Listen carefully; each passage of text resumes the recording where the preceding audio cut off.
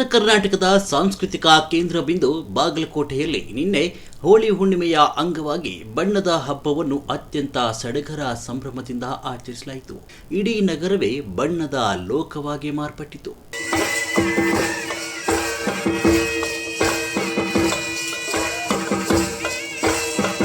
ಬಾಗಲಕೋಟೆ ಜಿಲ್ಲಾಧಿಕಾರಿ ಟಿಸಿ ಸಂಗಪ್ಪ ಹಾಗೂ ಜಿಲ್ಲಾ ಪೊಲೀಸ್ ವರಿಷ್ಠಾಧಿಕಾರಿ ಎಸ್ಪಿ ಸಿದ್ಧಾರ್ಥ ಗೋಯಲ್ ಅವರು ಜನಸಾಮಾನ್ಯರೊಂದಿಗೆ ಸೇರಿ ಬಣ್ಣ ಎರಚುವ ಮೂಲಕ ಹಬ್ಬದ ಸಂಭ್ರಮವನ್ನು ಇಮ್ಮಡಿಗೊಳಿಸಿದರು.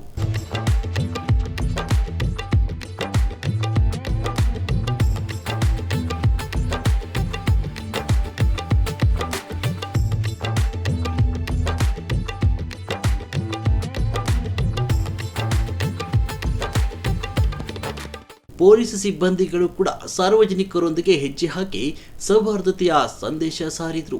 ಈ ಬಾರಿಯ ಹಬ್ಬದ ವಿಶೇಷ ಆಕರ್ಷಣೆಯಾಗಿ ಮಹಾರಾಷ್ಟ್ರದ ಖ್ಯಾತ ಡಿಜೆ ಆಪರೇಟರ್ ಲಕ್ಷ್ಮಿ ಅವರು ಆಗಮಿಸಿದರು. ಲಕ್ಷ್ಮಿ ಅವರ ಡಿಜೆ ಸದ್ದಿಗೆ ಬಾಗಲಕೋಟೆಯ ಯುವ ಸಮೂಹ ಮೈಮರೆತು ಕುಣಿದು ಕುಪ್ಪಳಿಸಿದ್ರು. ಬಾಗಲಕೋಟೆ ನಗರ ಸೇರಿದಂತೆ ಸುತ್ತಮುತ್ತಲ ಹಳ್ಳಿಗಳಿಂದ ಸಾವಿರಾರು ಜನರು ಬಣ್ಣದ ಕುಣಿಯಲ್ಲಿ ಪಾಲ್ಗೊಂಡಿದ್ರು.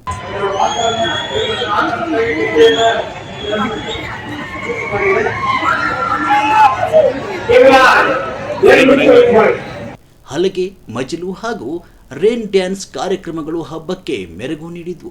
ಯಾವುದೇ ಅಹಿತಕರ ಘಟನೆ ನಡೆಯದಂತೆ ಬಿಗಿ ಪೊಲೀಸ್ ಬಂದೋಬಸ್ತ್ ಕೈಗೊಳ್ಳಲಾಗಿತ್ತು. ಜಿಲ್ಲಾಡಳಿತದ ಸಕ್ರಿಯ ಸಹಭಾಗಿತ್ವದಲ್ಲಿ ಶಾಂತಿ ಮತ್ತು ಸೌಹಾರ್ದತೆಯಿಂದ ಹಬ್ಬವು ಸಂಪನ್ನಗೊಂಡಿತು.